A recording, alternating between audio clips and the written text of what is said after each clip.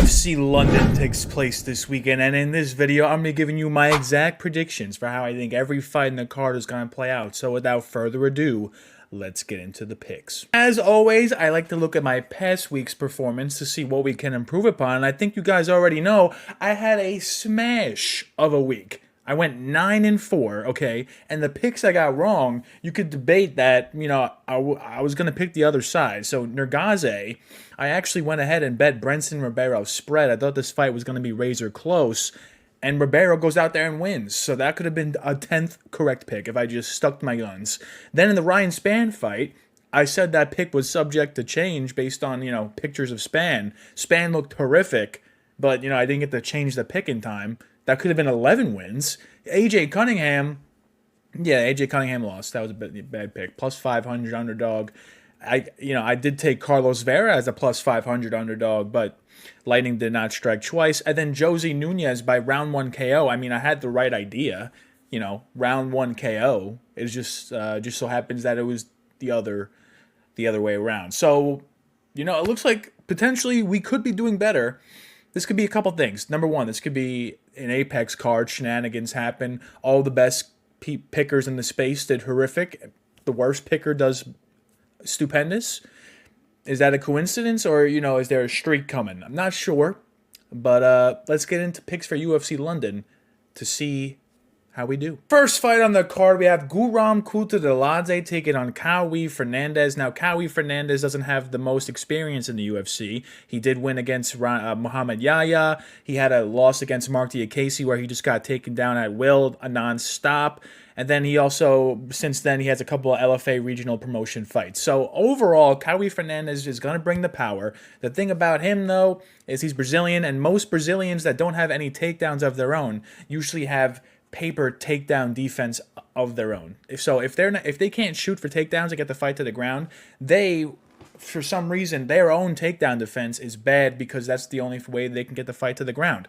Kaue Fernandes is not trying to get the fight to the ground. He's trying to keep it standing. Guram Kutateladze, I've basically faded this guy in almost all of his UFC fights other than his last one against Vucenic. I actually parlayed him up against Vucenic. But there's not a lot I like about Guram, okay? His gas tank seems to fade as fights go on. He seems to keep fights razor close, regardless of who he's fighting. It could be someone who's fighting on 1 week's notice. It could be someone who's ranked in the top 15, like a Mateusz Gamrot. He'll keep the fight close.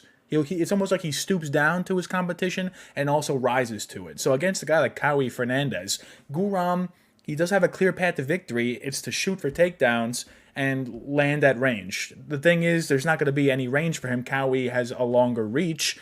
And Guram, if you're going to trust him to get takedowns for 3 rounds, that's what you're trusting at a minus 400 price tag. If it's strike for strike, I think Fernandes actually can land a KO blow on Guram. We've seen Guram knocked down in multiple fights so far. He got knocked out by Elvis Brenner, and he got knocked down by Vucenic in the first round of his last fight. So for all those reasons, this might be a cheap play. But Kaue Fernandes plus 330, I'm taking the stab. We're going for the first underdog of the night on the card. And time will tell if this is going to lead me to have horrific or stupendous picks. Kaue Fernandes by decision. Next fight on the card, we have Caolan Loughran taking on Nathan Fletcher. And back-to-back, I'm going with another underdog and Caolan Loughran. I mean, honestly, his last fight against Jake Hadley was not a good account of Caolan Loughran. He just stood there and just got pelted by Jake Hadley. There was no real takedown threat. He did shoot for some, but they were very, lazy. He wasn't really aiming to complete the takedown. He was more just trying to get into a clinch situation. And then Jake Hadley just outpointed him on the feet and won a clean decision. Now, he has fought someone in Taylor Lapilus, and he has fought someone in Angel Pacheco, who are pretty decent level guys, and he got over 100 significant strikes in multiple fights so far. So Caolan Loughran, if he can just not get taken down by Nathan Fletcher, I think will win on the feet. And if anything, I think Caolan Loughran will be able to get takedowns of his own against Nathan Fletcher. Nathan Fletcher is very one-dimensional, okay? So he's a true bantamweight, and then he fought on tough at featherweight. He got outclassed on tough by Kaue. Kaue just outmuscled him and was just a bigger guy on the ground, and Fletcher did nothing about it. I think we can see a similar story playing out here, where Fletcher is shooting for takedowns, is not able to get them, then Caolan switches positions and is in top control for a majority of the fight. Fletcher needs to get a submission somehow or a mass control time against Loughran, and I think the type of person to beat Loughran is someone who's going to try to keep it standing and keep it in a points fight. So, Fletcher, if he can't get takedowns going, he's not winning this fight, and I think Loughran, if anything, will actually be the one to get the takedown. So, Caolan Loughran by decision. Next fight on the card, we have Shauna Bannon taking on Puja Tomar, and this is a very tricky one. Neither fighter in this matchup, I believe, is going to shoot for takedowns or has any real wrestling in their arsenal. It's going to be a standing fight. Puja Tomar coming off that split decision to Rayanne Amanda, becoming the first Indian fighter to have a win in the UFC.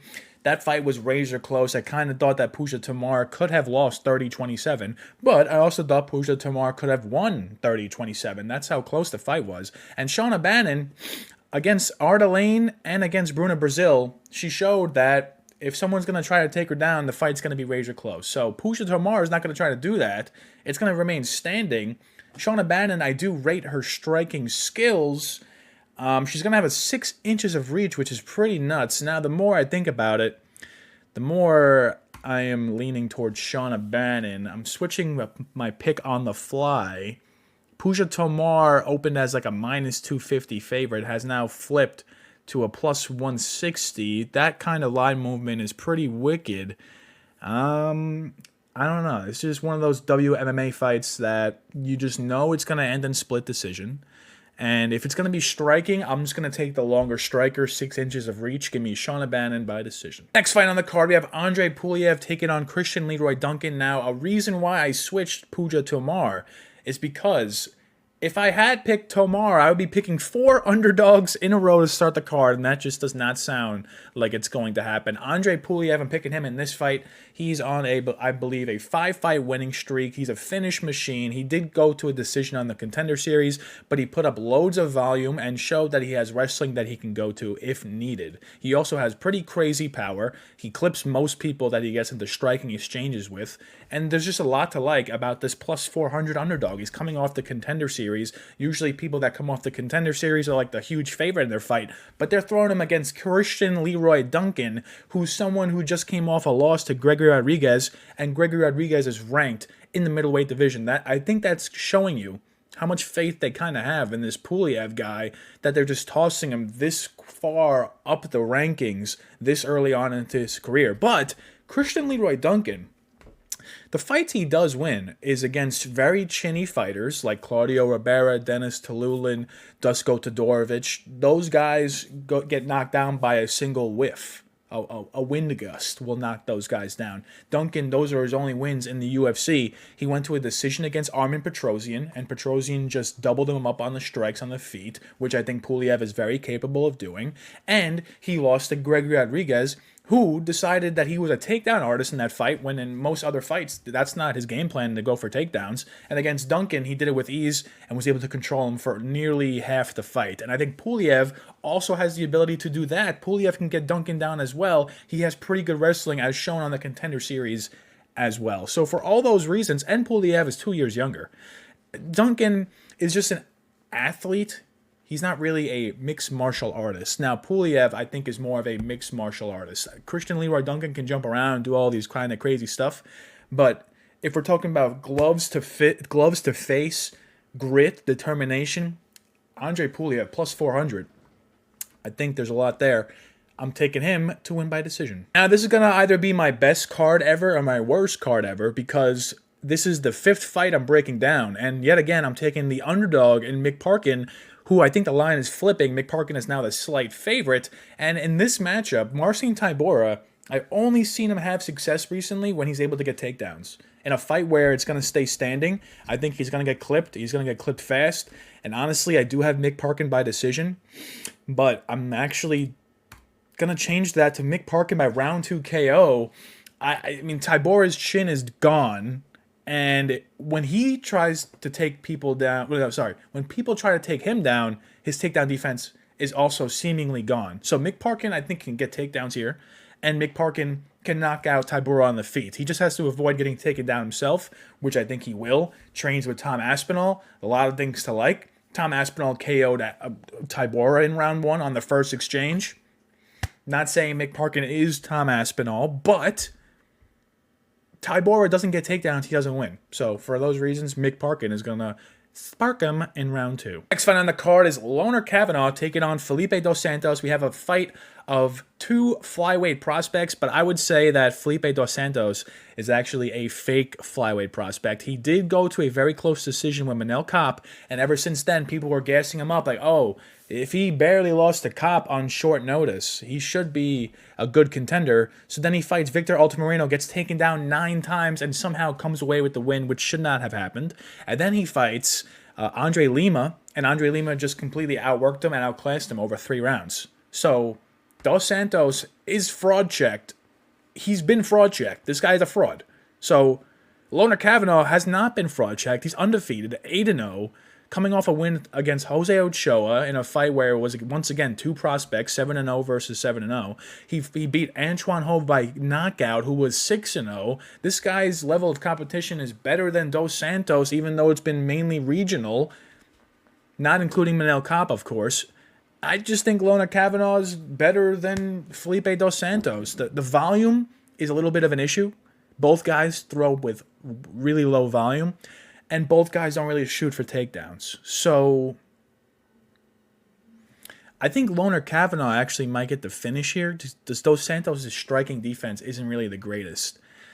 The more I think about it, the more I think Dos Santos actually might have a chance to scratch a decision victory, but his main path is like winning 29-28. That's really not good enough for me. I think Kavanagh has all the paths to victory. KO, sub-decision. I think Dos Santos can really only win by like a narrow split. So for those reasons, Loughran Kavanagh by decision. Next fight on the card, we have Jai Herbert taking on Chris Padilla, and I'm kind of sick and tired of pretending that Chris Padilla is good. I'm just going to go out and say it. I don't really rate Chris Padilla's skills all too highly. He got a really quick submission on James Yontop, because, you know, Yontop has no grappling. He got rear naked choked in less than a minute. And then he got a doctor stoppage TKO against Rong Zhu in a fight where, yes, he was outlanding Rong Zhu, but, you know, Rong Zhu was doing pretty good on his own up before the elbow hit his face. So against a guy like Jai Herbert, seasoned UFC veteran, he's gone in there against Ludovic Klein. He's gone in there against Ilia Topuria. He's gone in there, I want to say Yusuf Zalal. No, against Faraz Ziem. All those guys are ranked in the lightweight division, I believe. And then he also is coming off a win against Rolando Bedoya, and he landed a knockdown against Bedoya in that fight. And Bedoya, I don't know if he's in the UFC any longer, but Bedoya was seen as, you know, one of the good chins of the division, and Herbert was able to get a knockdown. So in this fight, I do think Chris Padilla could go to takedowns. I do think he has jiu-jitsu in his back pocket that if he wanted to, he can go towards it. But Herbert, I think, is going to land with more power. Herbert's going to land the bigger shots. This will be probably the best fighter that Chris Padilla will have faced up until this point. This is not the best fighter Jai Herbert will have faced up until this point. I usually use that line of reasoning when a fight is this close. So step down for Jai Herbert. He has 3 inches of reach. He's fought the better level of competition, coming off a pretty good win against Bedoya. Chris Padilla has beaten Rong Zhu, who was a Road to the UFC alumni, so that's an asterisk. And he got a round 1 sub on James Yontop, who's no longer on the UFC roster. So for all those reasons, I think Jai Herbert, as the slight favorite, is correct. Padilla potentially could win a round by getting control time on the ground, but if he's going to rely on that to win, I don't think it's going to work out. So Jai Herbert by decision. Fight on the card, we have Nathaniel Wood taking on Morgan Charriere, and in theory, this is a very easy fight to break down. So Morgan Charriere just needs to get takedowns, and he'll win the fight. Nathaniel Wood needs to outpoint and avoid the takedowns, and he'll win the fight. That's basically what it is. Nathaniel Wood, on paper, should win this fight, but it just so happens that Nathaniel Wood puts himself in these positions to lose fights repeatedly. Like against Daniel Pineda last fight. He was like minus 600, should have finished Pineda multiple times, doesn't chase the finish when Pineda is clearly wobbled, and Pineda ends up getting 3+ minutes of control time in round 3 and wins round 3 on all the scorecards. So it's not that Nathaniel Wood has low IQ, it's just that he stoops down to the level of his competition very often. And in a fight like this, Morgan Charriere is going to bring power and going to bring heat, and he has takedowns. The last time Nathaniel Wood fought someone like that was against Mohamed Naimov, and in that fight, Naimov landed 3+ minutes of control time in the 3rd round, and Naimov was having his way on the feet for the most part. So Morgan Charriere, he's a big leg kicker and a big takedown guy. So in theory, if he gets takedowns, gets control time around 2 minutes per round, he should win this fight. On the feet, I think it's kind of even. I think Nathaniel Wood will outvolume Charriere, but I think Charriere will land with more power. So for all those reasons, I mean, Charriere has 10 losses, and 9 of them are by decision, and 8 of them are by split/majority decision, which is crazy. But at 29 years old, you know, coming off a loss to Chepe Mariscal, who's now in the top 10 of the division, not a bad look. I'm leaning Morgan Charriere to win by decision. Not a confident pick whatsoever. Not a bettable pick, in my opinion. Please don't bet this one. But yeah, Morgan Charriere by decision, by getting enough control time for the judges to win. Next fight on the card, we have Jordan Vucenic taking on Chris Duncan. And at first, I was actually all in on the idea of picking Chris Duncan, but the more tape and the more research I do, the more I'm leaning towards Vucenic. I think on the feet, you know, both can land with power, but I think Vucenic is going to be a cleaner striker, and he's going to, you know, beat Duncan to the punch. If it were to become a wrestling match, I think Vucenic has better wrestling. And if it were to become a grappling BJJ session, I think both guys can submit the other if the fight were to get to the ground. So at minus 345, the price tag is a bit steep. But consider the fact that he should have beaten Guram Kutateladze if not for some corrupt judging. If he had beaten Guram there, I think Vucenic would be closer to like minus 600. I think he just beats Chris Duncan in all aspects of MMA. That's really what it comes down to. Chris Duncan was getting pieced up by Balajioki in his last fight, and only won because Balajioki just didn't get his neck out of the guillotine. So I don't think Vucenic is going to do that. I find Vucenic's IQ pretty high, considering what he did against Guram. He was chasing takedowns when he needed to. He was keeping it standing when he needed to. And then for all those reasons, I just think there's enough there to just take Vucenic, and he has all paths to victory at his disposal. Jordan Vucenic by round 2 KO. Next fight on the card is Molly McCann taking on Alexia Thainara. And I do want to say that the line movement on this was crazy. Thainara started as like a plus 250 underdog. She's now the minus 200 favorite. And I kind of see it, you know, Thainara is coming off the Contender Series. So any rookie that's coming off the Contender Series, kind of a red flag. Kind of don't want to back them. But they're giving her Molly McCann, who is a complete fish on the ground. So if Thainara were to go to takedowns, I think she gets them easily. And I think she's able to submit Molly McCann on the ground. On the feet, Molly McCann throws with wicked low volume nowadays, and lately in her fights. So Thainara landed 100+ significant strikes in her Contender Series fight. So if she can land with high volume, she's going to win as well. I don't really see a path to victory for Molly McCann other than a crazy spinning back elbow like she did against Luana Carolina. And coincidentally, Thainara actually reminds me of Luana Carolina, both Brazilian chicks that have some grappling in their back pocket that mainly try to keep it standing. Molly McCann was losing to Carolina, then landed a spinning back fist and won by KO. So that's really the only path to victory I see from Molly McCann. She's not going to win with volume. She's not going to win with power. She's not going to win by getting takedowns. She only has that one-punch chance. And Thainara at minus 170, I still think there's value. So Thainara to win by decision. Next fight on the card, we have Kevin Holland taking on Gunnar Nelson. And I am not ready to say to fade Kevin Holland on every single UFC fight moving forward. Now, if Kevin Holland were to lose here, I do think that he's going to get cut from the UFC. I think this is the fight right here he needs to win. This is the fight where he brings it all back around. Like, Kevin Holland gets on losing streaks, but then, you know, the UFC tosses him a softball, and he knocks that softball at the park. Like Mikhail Oleksiejczuk, they tossed him for no reason. And Mikhail Jachuk did land a knockdown, but Kevin Holland just submitted him very easily. When the level of competition drops like this, Kevin Holland usually wins, okay? He's the underdog now, but if you think about it, he was the favorite against Reinier de Ridder, he was the favorite against Roman Dolidze, he was a favorite against Michael Page, and he was a slight underdog against Jack Della Maddalena. All those guys are high-ranked guys in the welterweight division. Gunnar Nelson is not. He hasn't fought in 2 years. His main path to victory is going to get takedowns and try to submit Kevin Holland. Kevin Holland likes being on the ground. He is good at reversing positions against lesser foes. I think Kevin Holland is going to knock this guy out. He has 9 inches of reach on him. He's taller by 4 inches. If you take away everything else other than that, Kevin Holland wins by knockout. If you factor in recent activity, I can see why you would take Gunnar Nelson to win by sub, because, you know, Reinier de Ridder won by sub against Kevin Holland. That's a big stretch, though. Gunnar Nelson's BJJ and Reinier de Ridder's BJJ are completely different things. I think Reinier de Ridder is really good, and he's also ranked now after that Kevin Holland win. Gunnar Nelson about to turn 37 years old. I mean, he hasn't fought in 2 years. This is the guy that is going to beat Kevin Holland and then go on a welterweight run? I don't think so.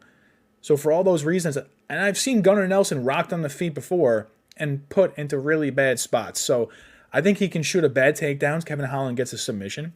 And I think Kevin Holland's going to have the reach and the height to knock this guy out on the feet. So Kevin Holland by round 2 KO. Next fight on the card, we have Jan Blachowicz taking on Carlos Ulberg. And yes, I am taking Jan Blachowicz. I'm taking the plus 200 underdog to win in this fight. I'm taking the 42-year-old.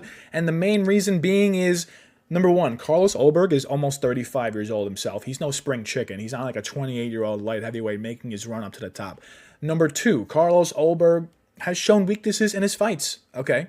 If you want to bring the pressure and make it a cardio match, Carlos Ulberg will falter. If you want to utilize takedowns and mix those in, Carlos Ulberg, he has pretty good takedown defense, but he's never really fought someone that's going to shoot for takedowns like Jan Blachowicz potentially will. Leg kicks. You would think that Carlos Ulberg is good at defending leg kicks and firing them since he comes from city kickboxing, trains with Adesanya, but no, he's actually one of the worst fighters in the UFC at defending leg kicks. He gave up 28 of 28 leg kicks against Volkan Oezdemir in their previous fight. Now, granted, Volkan Oezdemir clearly lost a decision against Ulberg, but he kept it very close, and it was mainly striking. Against Blachowicz, it's going to be striking, but it's also going to be clinch, it's going to be takedown, it's going to be up against the cage. I think Blachowicz is just a way better version of Volkan Oezdemir, and the fact that Ulberg made it razor close against Oezdemir, I think Blachowicz is going to do enough with takedowns and leg kicks and just overall power to defeat Ulberg by a clean decision. I think Ulberg, it keeps it close for round one. You know, round one is just feeling each other out. They're huge dudes. They're probably going leg kick for leg kick, jab for jab. But once Blachowicz tries to go in, keep it a clinch, I think that's when he starts to win. And I think this is the biggest step up in competition for Ulberg. Huge step down in comp for Blachowicz. He's coming off a Pereira loss and Magomed Ankalaev, and now he's getting Carlos Ulberg. So for all those reasons, big step down in competition and has a million paths to victory. Give me Jan Blachowicz by decision. And that brings us to the main event of the evening, Leon Edwards taking on Sean Brady. And in this one, I honestly would have picked Leon Edwards if not for Sean Brady's fight against Gilbert Burns. In that Gilbert Burns fight, Sean Brady showed me that, you know, he doesn't always have to rely on takedowns to be a good striker. Up until the Burns fight, his striking was not very good, and I had basically little to no faith in him in a striking match against anyone in the division. But since losing to Bilal Muhammad by a standing TKO, he went out there against Gastelum and just mauled him until he found a submission, which is good. And then he went out there against Burns, got takedowns, and 100-plus significant strikes on the feet. So against Leon Edwards, who has shown in his last couple fights, even with the Colby decision loss, he's not going to throw at high volume, and he's really looking for the big strike. Against a guy like Sean Brady, if you're going to wait and stand there, Sean Brady's going to shoot for the takedown. Sean Brady's going to throw a jab, jab, jab, takedown. Sean Brady's going to clinch you and get you against the cage. Inactivity is what Sean Brady thrives off of in the octagon. So I think while Leon's standing there just waiting for something to happen, Sean Brady's going to be the active one. Sean Brady's going to be the one pushing and moving forward. Leon Edwards, he might be the better striker, but in terms of MMA striking, utilizing takedowns, getting your opponent scared of the takedown so your hands drop, boom, Sean Brady. I think Sean Brady can win this fight. He is the slight favorite. I do tend to agree with that. I think he wins by decision. I think this fight goes to decision at a high clip.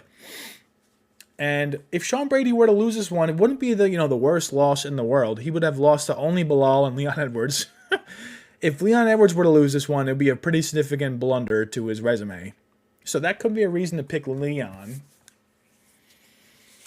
But this is giving me big trap vibes. This is giving me Edson Barboza versus Lerone Murphy vibes. Because in that one, I was like, well, Edson Barboza should win. He's, the better striker, and this is a striking match. Well, no.